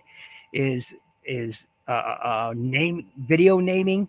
Look, all I do is put the name of the manufacturer and the toy name on my videos. Some people add extra nomenclature to it, or they jazz it up, or they do clickbait, and yes, those things work. I'm not, whatever works for you, you do that, but you have to be consistent.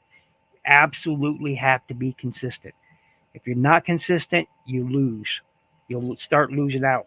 And I think that was my problem in my channel's early growth.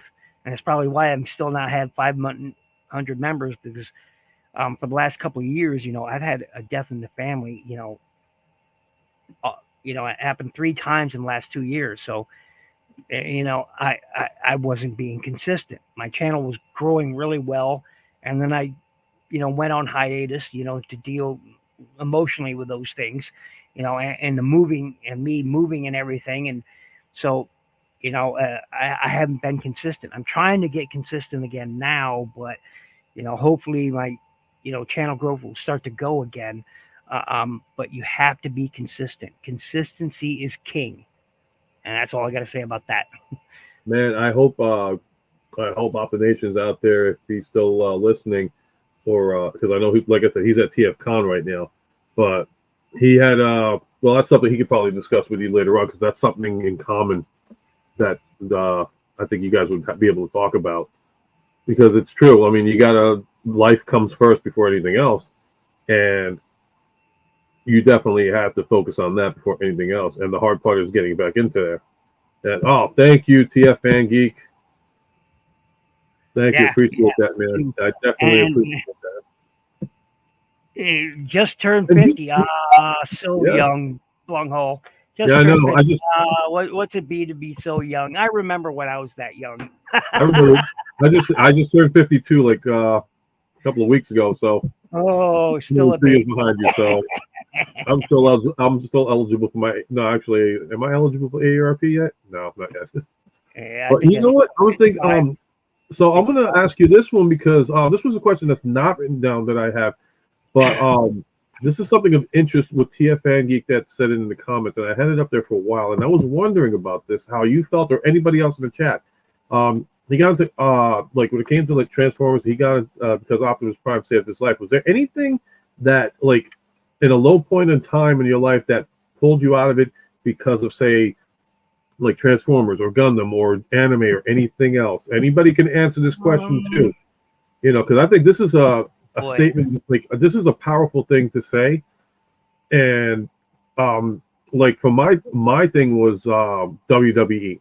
Like I've had my time. Like Undertaker was the one that saved me out of it, but that's for me though. Like Hmm. anybody wants to share? Bill, this is about you today too.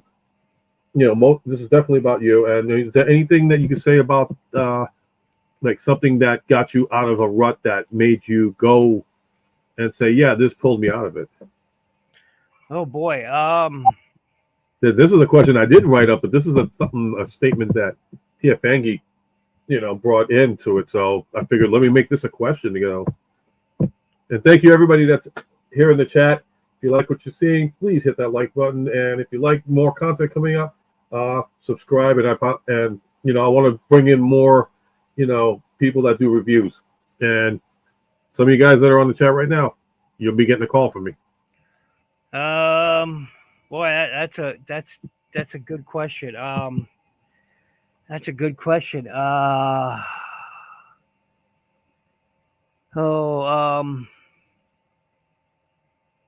Man, that's a good question because I've had had my own things to deal with overall this lifetime and um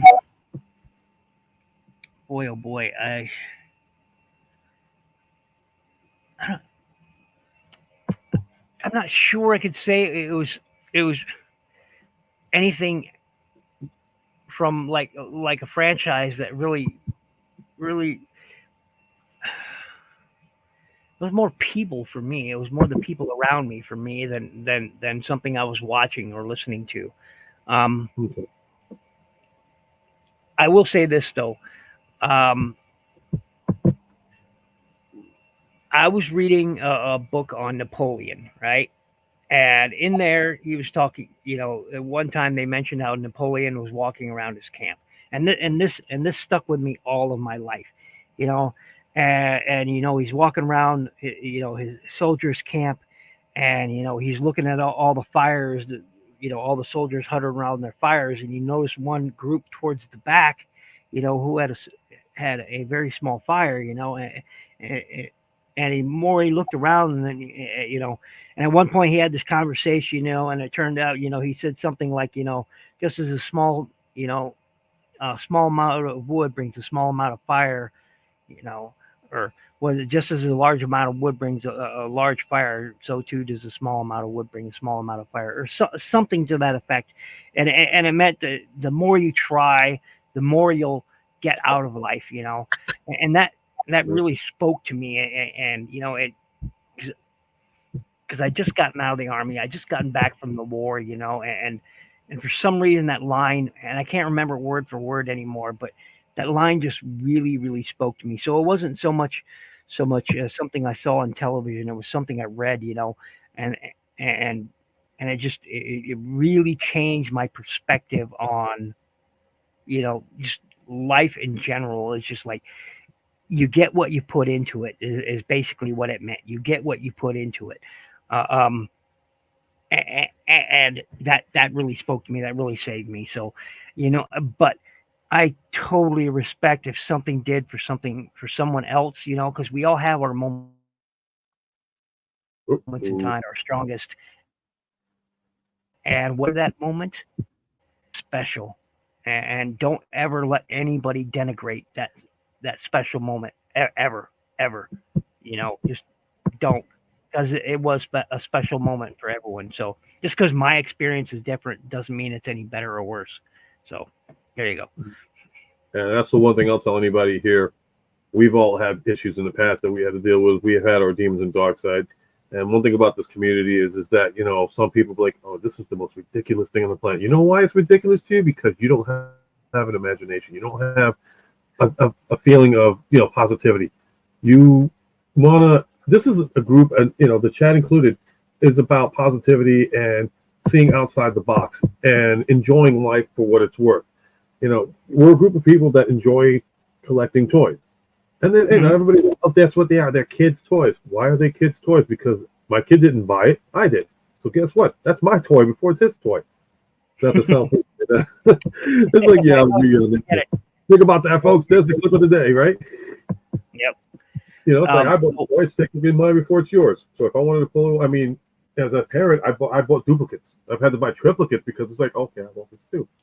But there's no shame in anything. If something saved your life and it was like a Dragon Ball or a Transformer or a Star Wars or anything else, whatever kept you going in the positive direction, that means somebody did something outside that created something out of their imagination, keep you going strong. And I think everybody should take a page out of that one, because you can't take life too seriously. If you do, it's just going to drag you down and hurt you more. You got to have kind of humor in it. Yep. Yep. So, next question, if there is any. Well, you basically answered the one question of what would you suggest to anyone watching this, blah, blah, blah.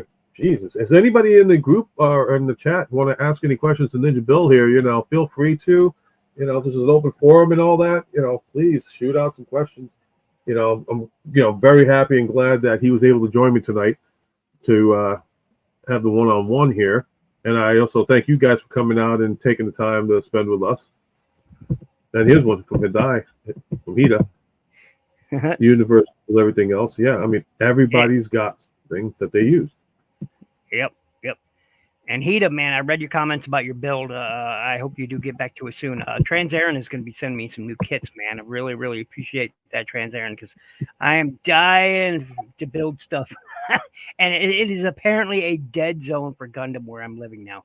An absolute dead kits, universe, Infinity, just absolute dead zone. It's like they've never heard of it before, which shocks me. No one here. Or that, or they were all. Say that again. I'll send you a link later to my wife's the store that she works at, because they've been bringing in new Gundams and stuff like that, model kits. So if anything, I'll send you the link of the place that she works at, and you can check out and see what they have. Nice. Yeah, I'm. It's an absolute dead. I couldn't believe it. I was like, what the heck, man? I must have visited 12 different stores and just nothing. I'm just like, what? Even in like Walmart's video game section, you walk there and you can see some like Gundam Universe figures, and all kinds of figures. But no, it's not existent. It's like you don't find those Hollywood action figures, the Hollywood monster action figures, or the Naruto or the Ninja Turtle section. They're just even the pop toys are not even there, and you're like, what?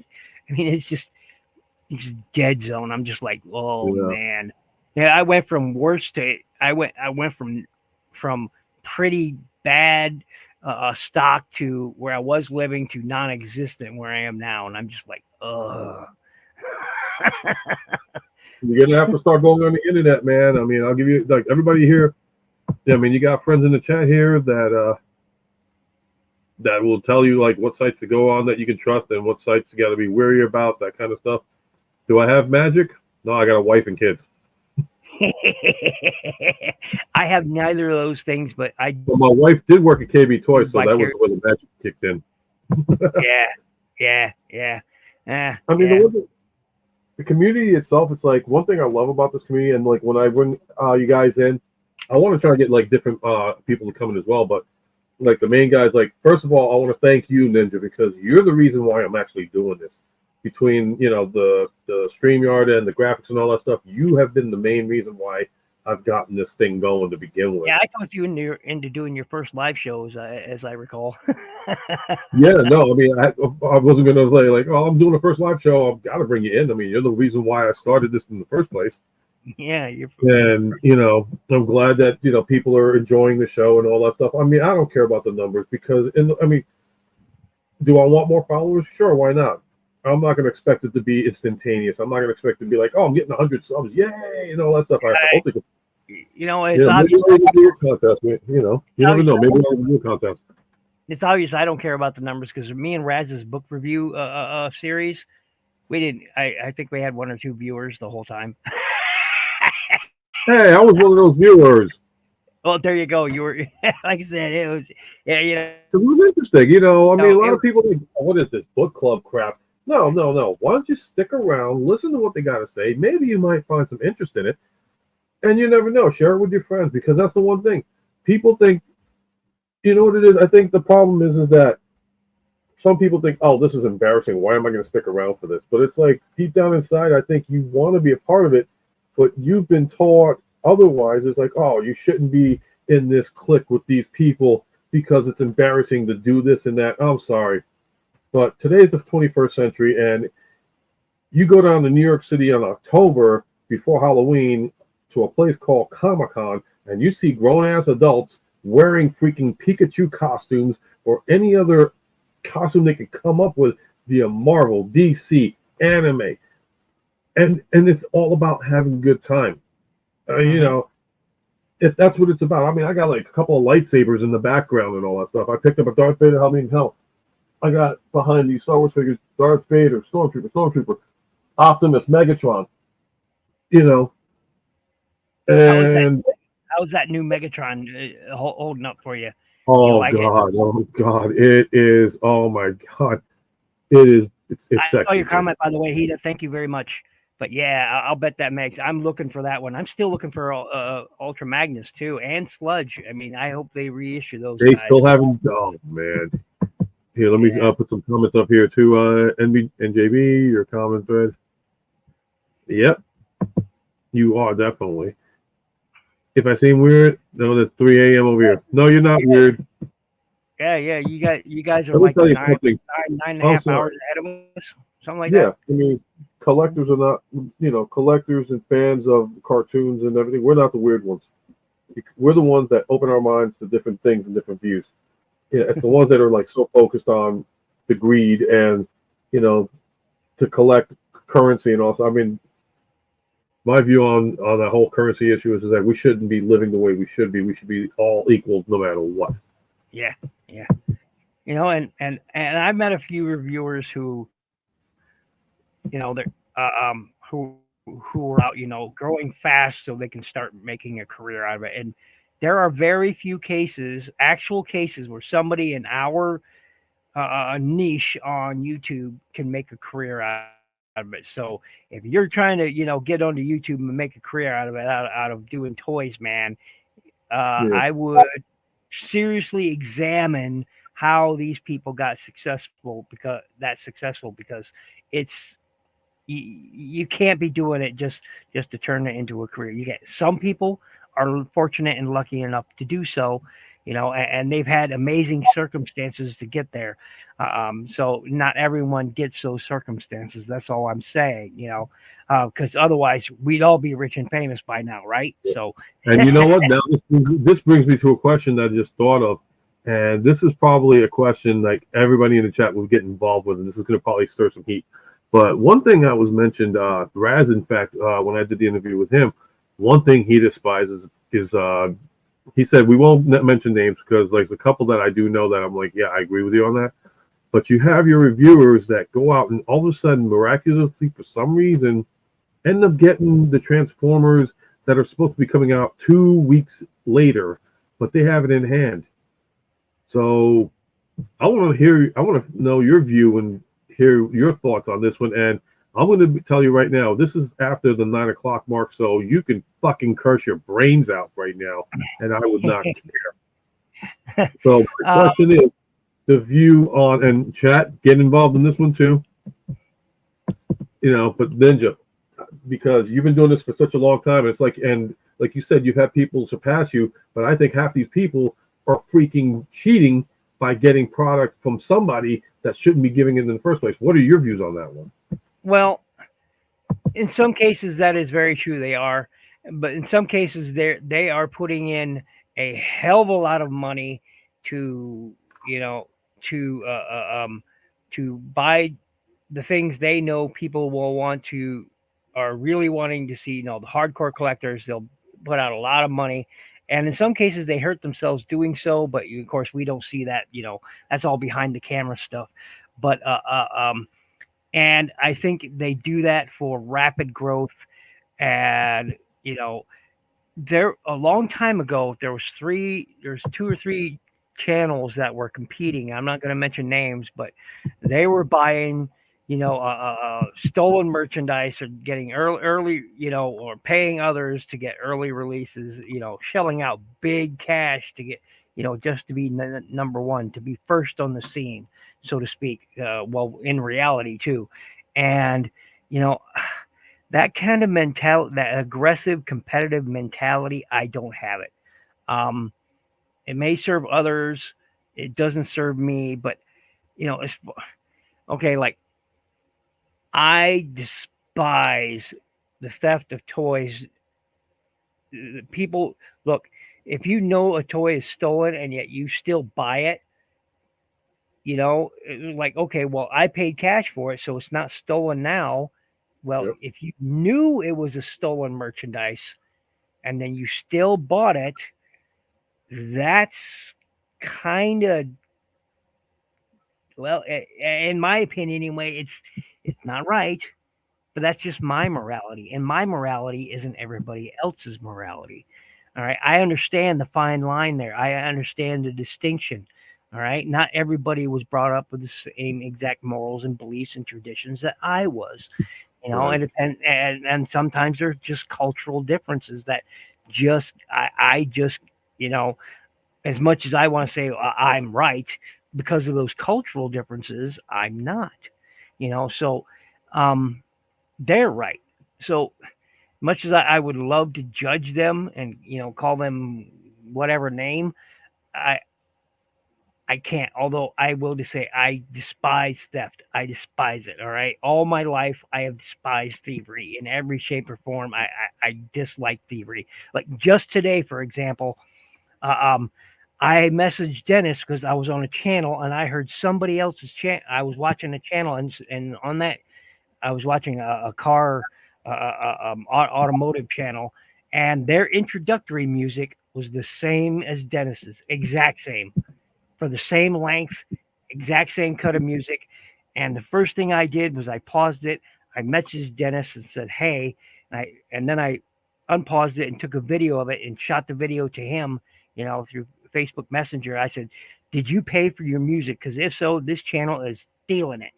I mean, I despise thievery. Fortunately enough, no, it was it was free to use music. So Yeah. but I didn't know that at the time. My first instinct was to protect Dennis, man, because you know Yep. uh, that his intro is a part of his identity.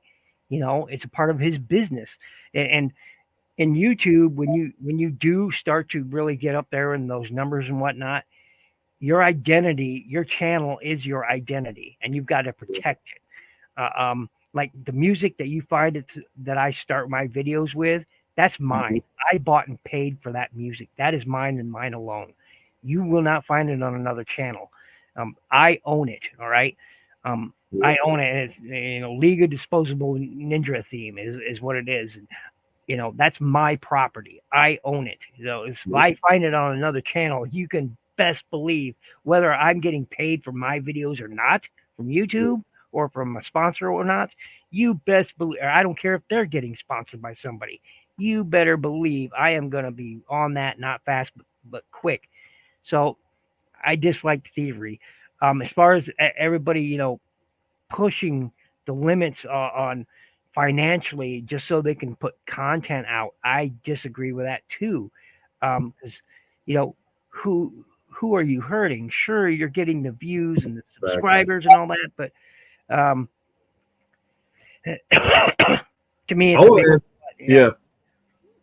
Because I like Blumhole had said this before. This was a post. The company said that reviewers getting I early. agree. So what? Yeah, I mean, my thing is that if now I think this is I got to clarify what I was going to say. So if Hasbro, say, has seen your channel and it's like, hey, listen, we want you to advertise it. We'll give it to you like 3 weeks before release date. I got no problem with that. It's like, well, how are you getting it? Well, first of all, I'm getting it. Don't worry about it. But an honest person would probably be like, no, I have the okay from Hasbro. They sent it to me. I thank Hasbro, blah, blah, blah. This is why I'm reviewing it early, because they sponsor my channel. Sponsorships is one thing. Half the people that do this, they do it for the money. I don't judge them for that, because you know what? If you're getting paid good money to do it, do it. But if you're getting it, you walk into a Walmart, freaking hijack it in the pocket, knowing that it's not supposed to be released 2 weeks from now. And then it's like, hey, I got this toy. I'm going to have, this and that, blah, blah, blah, blah. Then, yeah, I've got no respect for you whatsoever. Don't advertise something that's supposed to be released properly unless you've got the consent from it. If you don't be one of those guys. But there's people out there that are like that. To speak what Blumhole said there, I actually agree with that. Here's my thing is for Hasbro, it's the same reason why they don't really pursue look. They could easily pursue a lot of these third-party companies for identity theft, all right? Because all those toys look like licensed characters. You cannot tell me that Light of Freedom doesn't look like Optimus. Is it Optimus Prime? Absolutely. 100%. Light of Freedom is Optimus Prime, all right? That is they have stolen the likeness of a character, all right? Does Hasbro pursue them? And you know why they don't? Because it's free, because then suddenly it drums up interest in Optimus Prime, right? And people are going to look, all right, so if they can't afford that Light of Freedom, maybe they'll go buy a Hasbro Optimus Prime. Oh, there you go. See? That's free advertising for them. In the same respect, that's evidence that they are supplying them with reviewers. That's all, or Hasbro doesn't particularly care how they get the job done as long as the job gets done. All right. And Hasbro themselves, I will tell you this, and maybe Hasbro wants people to forget, but they're licensed thieves themselves. Oh yeah. Because they didn't always have licenses to the vehicles their Transformers transformed into. In fact, look, case in point, case in point on you, that one.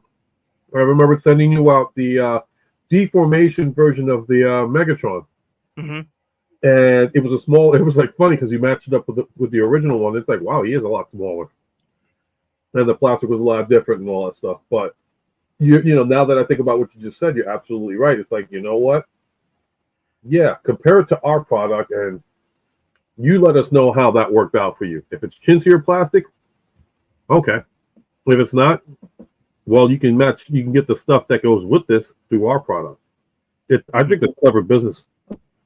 Oh yeah, and Hasbro knows that a lot of third-party companies now. Third-party companies encompasses not just complete toys, but also those who 3D print add-on parts. All right, so that encompasses that field too, in my opinion, right? And they know that there's a business there for people who are making these add-on parts to fill in what Hasbro themselves are missing. All right. They know about it. They've known about it all the time. And the only time they really want to do something, the only time they're going to go down into the lawyer dungeons and release that hound, so to speak, is, when somebody really, really crosses the line. They almost did with that Unicron. Was it Studio Cell, I think? Yeah, they almost did there. But, they're not Bandai. Now, Bandai, don't fuck with Bandai. Hold up. No. You don't fuck with Bandai, because Bandai will pursue you to the ends of the earth and then some, to the moon maybe, to get back what they think is theirs, and they don't hold nothing back. That's why you don't see a lot of third party, like Macross stuff, and you don't see a lot. It exists, it is out there, But if Bandai finds out about it, they're done. They're done. And Hasbro's a little more liberal with that. And Blumhouse says, let's face it, we're talking about them right now. He's absolutely right. Straight up stolen look from character G.I. Joe. Yep. As a matter of fact, another point to that is, so RID 2001, 2002, right? Or Car Robots, right? So when we got X-Brawn and Sideburn, the molds changed from the Japanese versions to the US versions. Why? It's because Hasbro didn't want to pay the licensing fees for those vehicles. So they retooled them. They left out the they left out certain, like X-Brawn, the headlights and taillights the headlights are different if you look at between the US mold and the Japanese mold. Yep. There's something else they changed on, I forget right now. Sideburns the same way. It's clearly, obviously, a Dodge Viper.